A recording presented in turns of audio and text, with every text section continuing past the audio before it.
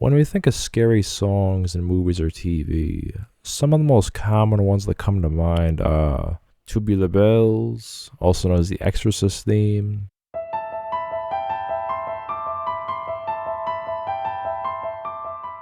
Psycho,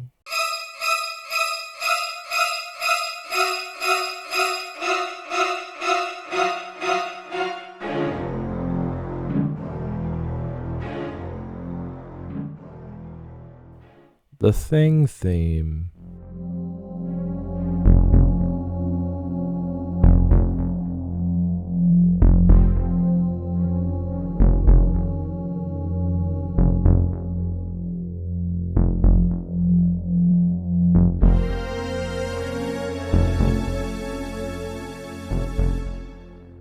and maybe the most famous,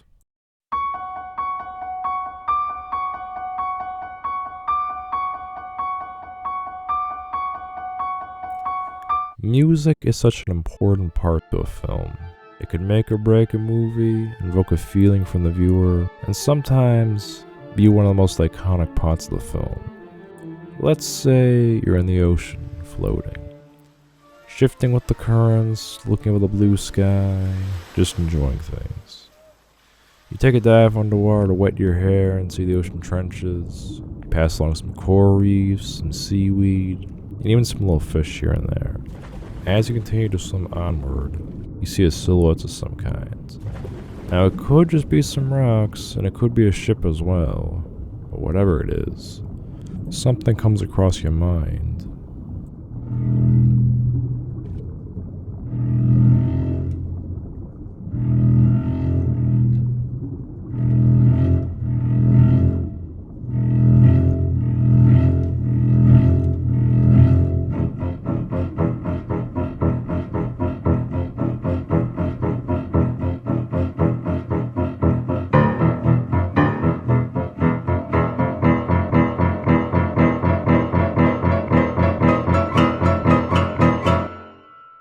So in the spirit of Halloween, let's talk about some of the more unexpected music in media. Welcome to Lost Keys of Mare de Noms. Today we open the door to horror with, in my opinion, the top 3 scary songs in unexpected movies and TV. Let's go.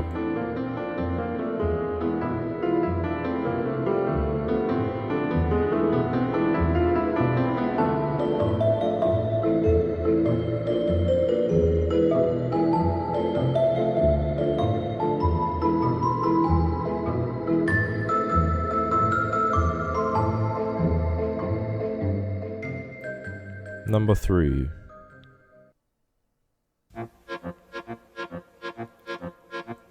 Yo Ho Ho from Garfield's Halloween Adventure. Extended lyrics by David Ruiz. Now, this one I probably wouldn't even put on the list if I was only including what's in the Garfield special. The song is actually pretty short that way. 60 men all lost at sea, all of them drunk except for me. 'Twas I who had to face the storm with nothing in sight to keep me warm. Yo ho ho ho, over the raging sea we go. Yo ho ho ho, wherever the four winds blow. Hey! There is still creepiness in it. Like the music has a piratey feel to it, but also a sense of doom lurking there as well. Maybe those 59 men were all drunk because they accepted whatever would happen to them, having a calm at the storm.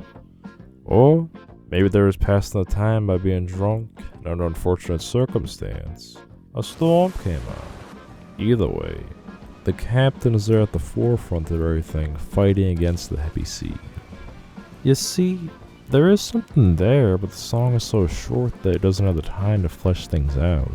With the extended lyrics, they elaborate upon what Yo Ho Ho was steering towards. 40 men all lost at sea, all of them drunk except for me. 'Twas I alone to face the storm with nothing in sight to keep me warm. Yo ho ho ho, over the raging sea we go. Yo ho ho ho, over the sea we go. Down below the music played, but faithful to my task I stayed. Above the Jolly Roger flew, 'cause pirating is what we do. Yo ho ho ho, over the raging sea we go. Yo ho ho ho, over the sea we go. Now, every stanza doesn't have the same yo ho ho part, but I'm gonna skip over that with the rest of the lyrics. Anyways, The story continues. The mammoth creaked, the rudder groaned, against the railing I was thrown. The ship was tossed about the sea, saving us all was up to me. The storm grew worse, I fought the wheel, I felt the shudder of the keel. The lightning streaked, the thunder boomed, ahead lay naught but swirling doom. I turned my face toward the storm and cast the gloom a look of scorn. I bellowed out with all my might, "You will not sink this ship tonight!" I swear a voice did answer me, perhaps the God within the sea. It said, "Why should I let you go? The dead belong with me below." I answered loud and with no fear, "This ship is bound to reach the pier. She may be old, but she still sounds. No storm yet has brought her down." The roaring wind and foaming sea did hurl its endless wrath at me. I battled on against the gale, the tempest clawing at our sails. The sea god summoned all his might and raised a wave of towering height. I grabbed the wheel and feeling brave, I turned the ship into the wave. The hull hit hard as sword on shield, I vowed to make the sea god yield. The hull did break the wave in two, and so the valiant ship burst through. And just like that, the wave was rent, the sea subdued, the storm was spent. And soon dawn broke, the skies grew clear, the storm had passed, the end was near. Victorious, I sailed ahead. The sea now calm, the danger shed. 40 sailors gathered round, amazed to find the ship was sound. From that day forth a legend grew of godly storms and fearless crew. How 40 men faced down a god and rode the storm the daylight broad. Whenever asked about this tale, I shrug and tell them without fail. The crew was brave, the captain wise, no storm shall take them as a prize. Now, there are those who doubt this tale of angry god and raging gale, but I just smile and sip my brew. The sea awaits the doubting fool. Alright, first off, I want to give some props to the writer here for bringing that dialogue in there without falling out of rhyme. There's a lot of songs out there where it becomes them just talking over the music. There's nothing bad about that, but some praise is to be given for when the dialogue aligns with the lyrics. It's not something you see a lot in music. Getting into the lyrics, there's a small detail said about the crew in the 12th stanza. Victorious, I sailed ahead, the sea now calm, the danger shed. 40 sailors gathered round, amazed to find the ship was sound. Maybe those sailors were expecting that to be their last hurrah before going down with the ship. You could say that they were surprised at how little damage was done to it, but I mean, with a storm that bad that it feels like the power of a sea god is wavering it, with thunder and lightning, I'd believe their thoughts would be of something worse. I'm not gonna say it confirms that they accepted their fates, but it does point towards it. Out of all the stanzas / lines in here though, the one, I swear a voice that answered me, perhaps the god within the sea, it said, "Why should I let you go? The dead belong with me below." That's the one that gets me. There's something very off-putting about it. A voice, somewhere in the air, a sea, speaking out to you, pretty much saying, "You already did, I have you, you now belong in my world below." And their intentions behind that, why does it want you down below? Could the captain be right, and that is a sea god living at the bottom of the ocean, taking dead sailors who drowned at sea as his prizes from the marine waters? An area of lost souls? Or is it something else talking? And they mean below by the abyss of hell, where the damned lie. And I think you could guess what would happen there. Now there are those who doubt this tale of angry god and raging gale, but I just smile and sip my brew. The sea awaits the doubting fool. The ships that sail out there to try to disprove the captain's legend are sure to meet the same fate of thunder, rage, and gloom. Though they may not be as fortunate as the previous, still, this legend will continue. Originally this was a very small song with only one stanza, but it was beloved by fans so much online that they took it upon themselves to write more lyrics, creating a whole story for it.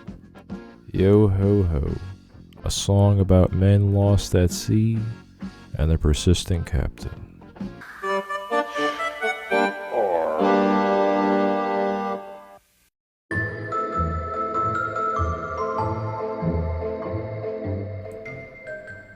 Number 2.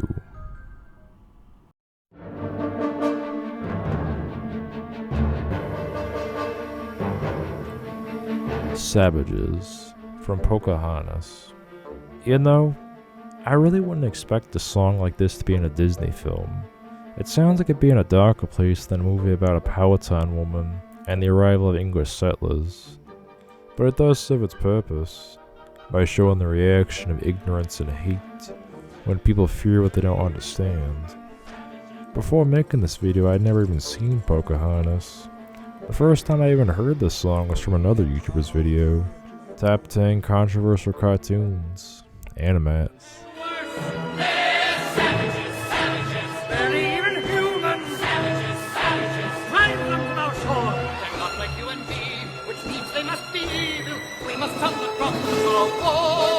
Originally, I always thought the line was savages, savages, very unhuman, which is more menacing honestly than barely even human.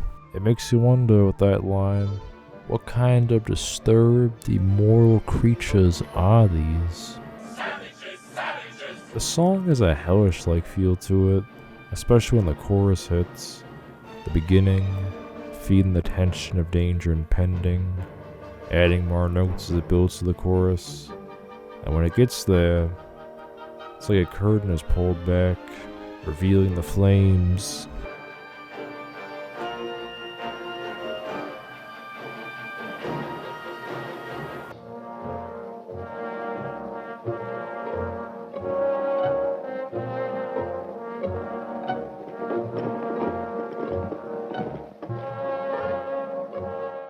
Sources say Savages does share similarities to the mob song from Beauty and the Beast. And yeah, I can see it. Both involve one guy rallying up a crowd to go kill what they say is the enemy, by preying on the crowd's fear of the unknown, then using that for their own ulterior motives. One for jealousy, the other for greed. An interesting thing about this song is that both sides mirror one another. Both the English settlers and the native Indians sing about how the other is evil and needs to be dealt with on the battlefield. Hell, even the vocals start to intertwine together near the end. Musically, it sounds like it would be in a place with demons, pitchforks, and red flames, showing the savage nature of things. But with context, it refers to two sides foreign to the other, preparing for all-out war, which purely stems from the anger, fear, and assumptions they believe about the other. A strange one enough, one that pierces an unholy feel.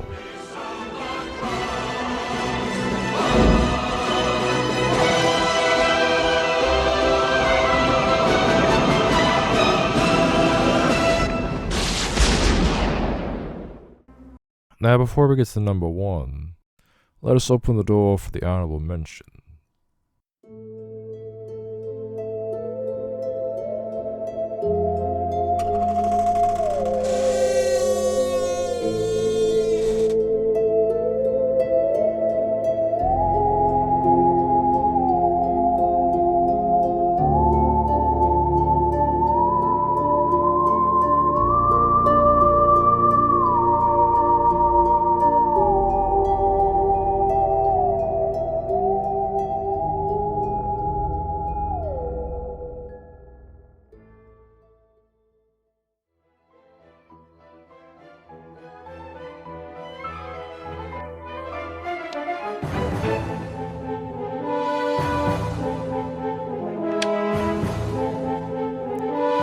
Monks on a Mission, from Alvin and the Chipmunks Meet the Wolfman. Even though this song is centered around a horror element, looking back on it, I'm a little surprised they managed to make the song feel scary. You know, there's songs out there where you can tell the writers were going for a creepy or eerie vibe, but it misses the mark for you. It may hit other marks, but not the mark intended. But here, the writers and composers did well for what they're going for. The melody brings a foreboding presence. I really don't even need to come up with a scenario of my own, since the movie already visualizes it pretty well. Walking through the night, vulnerable to what else is about. All you can do is keep your guard up, hoping that if there is something there, you see it before it sees you. It brings the suspense of something subtly approaching, especially with that booming sound at the end of the ostinato, keeping anticipation going with every hit. But what really sells it for me is the lyrics, even with the vocals being pitched up. There's something wicked out there. We feel it in the air. It whispers, come and find me if you dare. The last time I saw this movie was back in like 2006, maybe 2009. And part of that third line, come and find me if you dare, still comes back to me every now and again. Like, the way I thought about it back then was something being out there, hiding within the night, preying upon whatever was foolish enough to come looking for it at dark. It all sends an alignment to you when thinking about it like that. Come outside and find me within the night. It's similar to the dramatic irony in Little Red Riding Hood.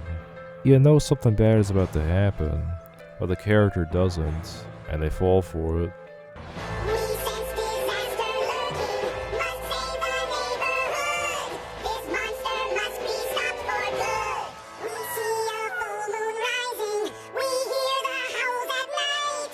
But you remain out of our sight. Since the howls can be heard from their perspective, that must mean whatever this is nearby. The scary thing is, by how much though? Is it off in the distance by dirt and cornfields, howling up at the moon? Or is it right there near the sidewalk, ready to sneak up behind you? You really can't say. We know we're getting closer. We don't know what's in store. But clues are leading to your door. They'll follow the clues no matter where they lead. If it means walking directly into the belly of the beast, out in the open, for whatever may come. Some may say that it's asking for a death wish, others might say it's quite brave. But you must have something to protect yourself with when you're that close. Because when you don't, you're likely to become like others in horror stories, a victim of the monsters. You might be wondering why I put this as an honorable mention and not on the list. Well, the parts I mentioned so far are only the verses, and are shorter compared to the chorus. And when the chorus comes in, well... We're monks on a mission. We'll keep on searching. Monks on a mission, whether by day or moonlight. This being a movie for anyone, I guess they want to balance out the tone of the song somewhat to not completely scare the target audience. But still, when the lyricists and composers went for an eerier vibe, they went further than would be thought of for a G-rated Halloween film. So, it deserves an honorable mention. Monks on a mission. Watch out during the night. Something might just be waiting.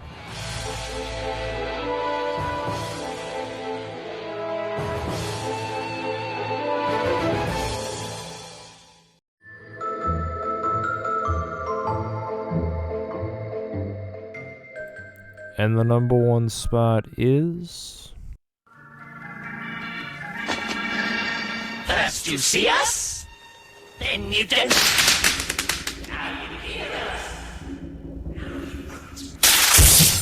Secret of Survival from 1996's Wind in the Willows. The melody is what does the heavy lifting here. It gives a sense of warning urgency through it. Like a person running from someone in the woods, panically trying to get away as the figure approaches closer behind them. I feel like you can almost hear the footsteps by the drums or whatever that is clacking in the background. With how some of these words are said, these guys almost sound like they're about to go ballistic. Ice jaws, claws and teeth, ready to attack you. You're standing better. Don't come walking in the wildwood if you haven't got a gun. Like they're saying, you've come into our world now, and you don't know the peril that you're in. And the way they all run off screen like that, there's something uncanny about it. Towards the end of the song, for a small bit, The melody changes to whatever ghostly gothic circus music would sound like. Allow me to paint you a picture. Think of a circus tent, but in a paradox. All the colors are sucked out, things are only in black and white. They're still juggling, clowns and highwire walking, but ghosts are the ones doing it, instead of living people. It's a place full of dead spirits. The song has a very aggressive and predatory nature to it. It's actually a pretty good reflection of how it would feel, struggling for survival as you're being hunted. Heart rapidly beating, nerves running high, tension growing more and more. A fight to stay alive. As the song says, you're a snack, you'd better run. Hurry and find your secret to surviving.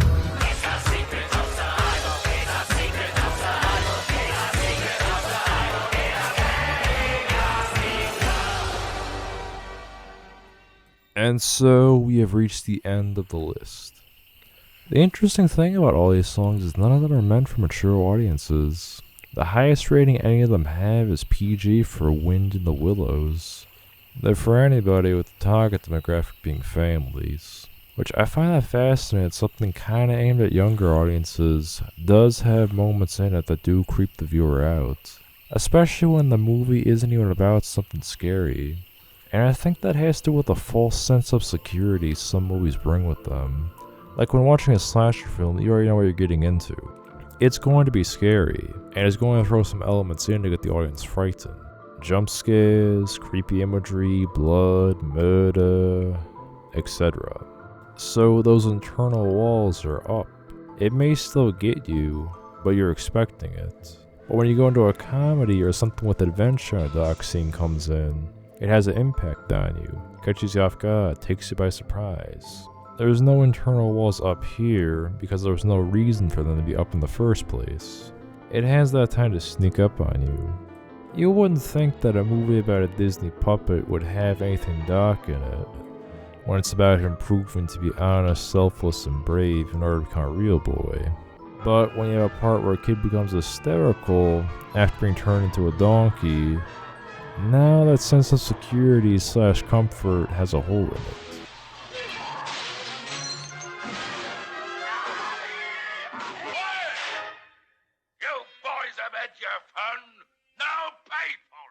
When there's a part of a movie so contrasting in mood from everything else in it, it sticks to you. You think about it in your head. Something doesn't feel right here. For a movie about a chocolate factory, pretty dark seeing a chicken getting its head cut off. It's almost as if the curtain of the stage is being pulled back, so to speak. You're seeing more than what is meant to be seen on accident. And whatever was established previously has been thrown out the window and morphed into something new. Then once it's over, the movie continues on with the next scene like nothing ever happened. Innocence of a story shortly lost, we move on to the last line's epilogue. I bet you didn't expect the top 3 list to be this long, but there's a lot of stuff to be said, and there's a lot of stuff that need to be said. I'm thinking about doing something on the first Jaws movie next year though, so if there's something specific you guys want to see on that, or you want me to do a second one of these, let me know by leaving a comment about it. I do got some other songs in mind. But that's it for this one though. We shall see you with the next key opens in the later video. But for now, until then.